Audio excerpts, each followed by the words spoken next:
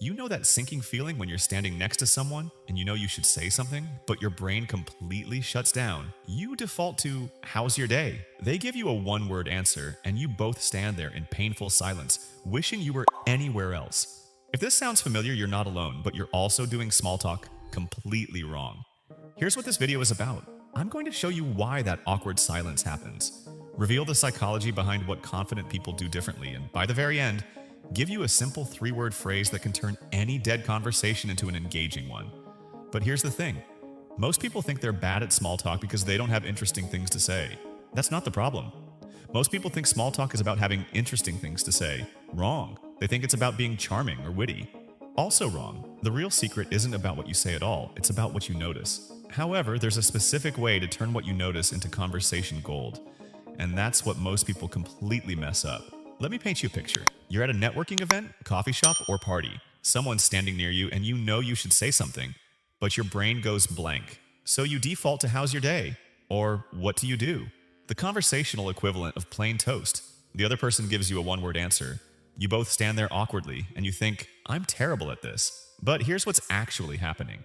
You're treating the other person like a computer that needs the right input command. You're not connecting with a human being. You're trying to execute a social program. The confident people around you aren't using magic. They're not naturally charismatic. They're doing something completely different that you can learn in the next few minutes. However, before I show you what they're doing, you need to understand why your current approach fails so spectacularly. When you ask generic questions, you're putting pressure on the other person to perform. They have to think of an interesting answer, worry about how they sound, and essentially carry the conversation for you. It's exhausting for them, which is why they shut down. But then I discovered something fascinating. Watch what happens when you shift from asking questions to making observations. Instead of, "What are you reading?" you say, "That book looks like it survived a few coffee spills." Instead of, "How's work?" you say, "You have the look of someone who just survived a Monday morning meeting." This works because you're removing pressure and adding curiosity. You're not demanding they explain themselves. You're simply noticing something and sharing that observation. Therefore, they can engage or not, without feeling like they're being interviewed.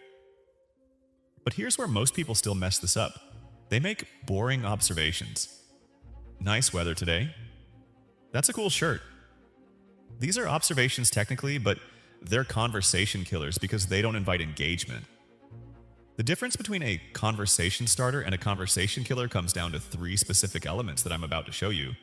However, before we get there, let me ask you something.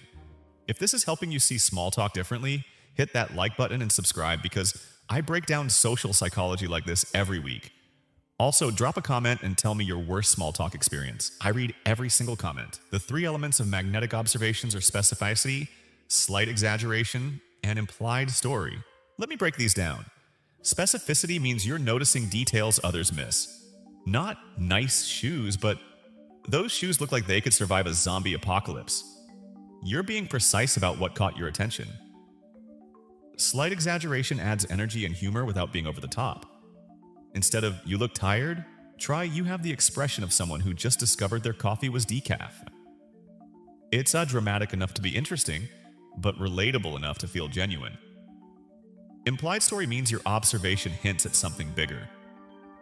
"That laptop has seen some adventures," suggests there's a story behind all those stickers.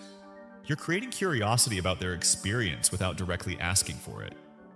But then something interesting happens when you combine all three.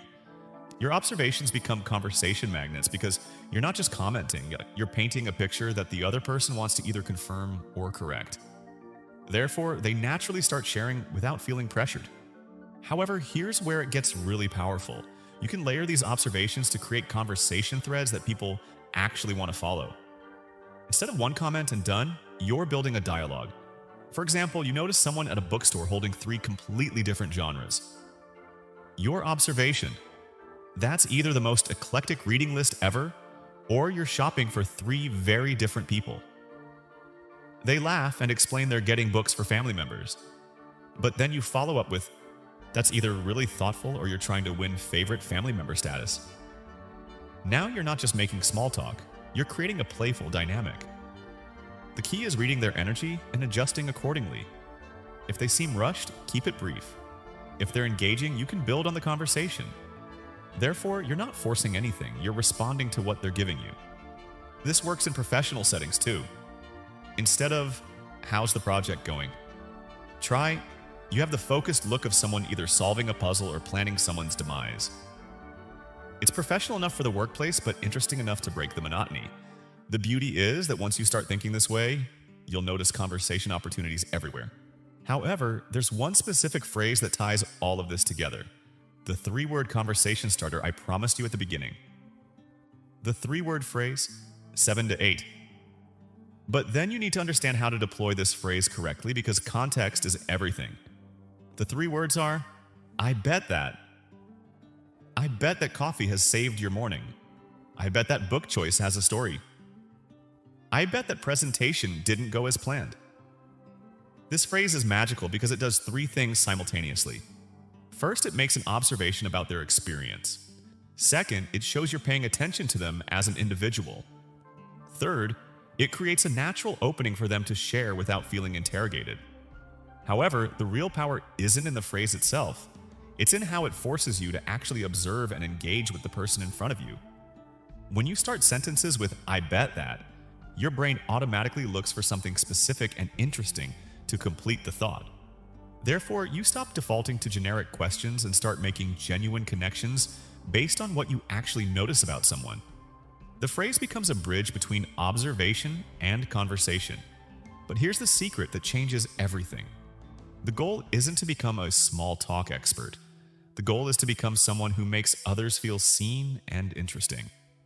When you master this approach, small talk transforms from something you endure into something you actually enjoy. The next time you're in a situation where conversation feels forced, remember this. You don't need to be interesting. You need to be interested. Look for one specific detail, add a touch of playful exaggeration, imply there's more to the story, and start with, "I bet that." The conversation will unfold naturally from there. Thanks for watching, and until next time.